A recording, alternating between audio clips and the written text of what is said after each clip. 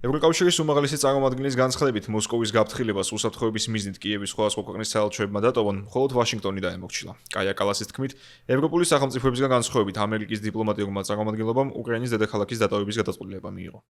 კიევში მომუშავე ამერიკელი დიპლომატები ამ ინფორმაციას უარყოფენ და აცხადებენ, რომ სახელმწიფო დეპარტამენტისთვის ამერიკელთა უსაფრთხოება ყველაზე პრიორიტეტული საკითხია და რომ ვაშინგტონი პერიოდულად მართავს დისკუსიებს ამ თემაზე.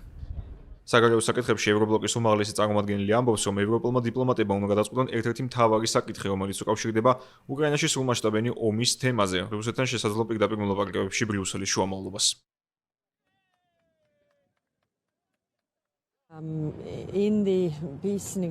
სამშვიდობო მოლაპარაკებების მხრივ ახლა ბევრი არაფერი ხდება და ასევე ვხედავთ, რომ რუსეთი ბრძოლის ველზე არახელსაყრელ მდგომარეობაშია. ამიტომ სწორედ ეს არის ის ადგილი, სადაც საგარეო საქმეთა მინისტრებთან ერთობლივად უნდა განვიხილოთ მთავარი ინტერესები, მთავარი მოთხოვნები, რაც გვაქვს რუსეთისადმი, რადგან მაშინ, როცა ჩვენ მიუსხდებით მოლაპარაკებების მაგიდას, ძალიან მკაფიოდ უნდა იყოს განსაზღვრული, რას ვაკეთებთ, რა არის ის საკითხები, რის განხილვასაც ვაპირებთ და ის, რომ ჩვენი ინტერესი არის გრძელვადიანი და მდგრადი მშვიდობა. თუ კი დავუფიქრდებით, რუსეთის ერთადერთი ინტერესი არის სანქციების მოხსნა, რაც სრულად არის ევროპის გადასაწყვეტი. ახლა რუსული მხარე ზრდის ტერორისტული თავდასხმების რაოდენობას. სხვანაირად ამას ვერაფერს ვუწოდებთ. ეს არის საზოგადოებაში შიშის დანერგვის მცდელობა. 4 წლის წინ ამან არ იმუშავა და არც ახლა მგონია რამე შედეგი ჰქონდეს. ამას გარდა გუშინ უკრაინიდან მოვისმინეთ ერთი რამ, რომ ყველა დიპლომატიური წარმომადგენლობა რჩება ადგილზე, გარდა ერთისა. დიახ, ყველა ევროპული საელჩო დარჩა, ამერიკის კი წავიდა, რაც ასევე ძირს უთხრეს დიპლომატიური წარმომადგენლობების სიმამაცეს. დიპლომატებს ბალტიური ქვეყნებიდან მიაჩნიათ, რომ წარსული გამოსვლებიდან გამომდინარე ევრობლოკმა ბევრი რამ უნდა გაიაზროს, ვიდრე გადადგამს მოსკოვისთვის სარგებლის მომტან ნაბიჯს. მათივე შეფასებით, ვლადიმერ პუტინის ერთადერთი მიზანი არის დროის მოგება და არა მართლაც ომის დასრულება. ახლა ყველა საუბრობს, ვინ უნდა იყოს ადამიანი, რომელიც პუტინთან მოლაპარაკებებზე იქნება წარმოდგენილი, მაგრამ როგორც იცით, რეალობა ისაა, რომ პუტინს არ სურს არაფერზე საუბარი, ამიტომ უკრაინაზე წნეხს ზრდის.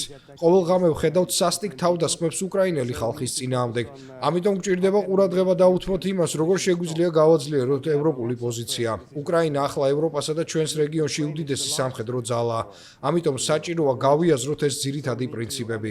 უნდა ვიმსჯელოთ, როგორ მივიყვანოთ პუტინი მოლაპარაკებების მაგიდასთან, რადგან მას არაფერზე არ სურს საუბარი. ამიტომ საჭიროა რუსეთზე წნეხის გაზრდა. ვიმედოვნებ, ძალიან მალე იქნება მიღებული სანქციების 21 პაკეტი. ასევე გაიხსნება უკრაინისა და მოლდოვის გაწევრებისთვის აუცილებელი ყველა კლასტერი, რადგან როგორც ჩვენ ახლა ვიაზრებთ, სამომავლოდ ევროკავშირს, ნატოსა და რუსეთს შორის არ გვექნება არანაირი ნეიტრალური ამ მსგავსი ბუფერული ზონა. შეგიძლიათ წარმოიდგინოთ, რომ თუ კი ვინმე დააკაკუნებს კრემლის კარზე და ეტყვის პუტინს, მოდით ახლა შევხვდეთ, ის იმავე მოთხოვნებს წამოაყენებს, რასაც აყენებდა პრეზიდენტ ტრამპთან მოლაპარაკებების დროს. მისი მთავარი მიზანი არის მეტი დროის მოგება.